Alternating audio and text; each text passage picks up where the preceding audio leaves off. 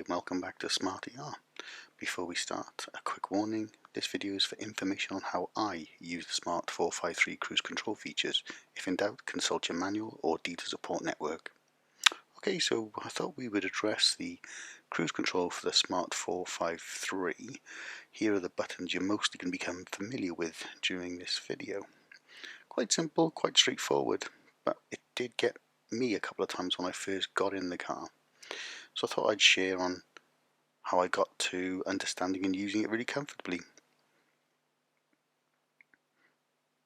So yeah, look above the fuel bars that you normally see in the instrument cluster, and just above that, that is where you will see your cruise control speed. So let's get started.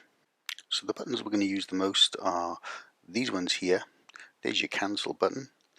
I'm not going to touch resume at all, but here are your other buttons we're going to use. So step one, basically drive to your desired speed. Get to the 40 miles an hour we're going to use in this instance, or 35, and then select the cruise control button, which is this one. Just push it down, it's a rocker button.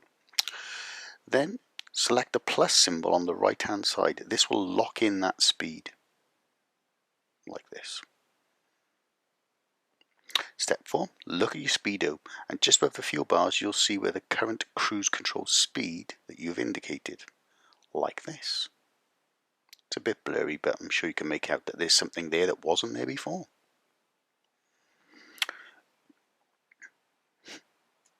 So you want to speed up, you hit the plus symbol, which is on the right hand set of buttons on your steering wheel. Every click increases your speed on cruise control by 1 mile per hour, like this. So it was at 33, it's now at 35 miles per hour. Now if you want to slow down, you guessed it, you hit the minus symbol in the same location, and with each click you decrease your speed on cruise control by 1 mile per hour. Just like this.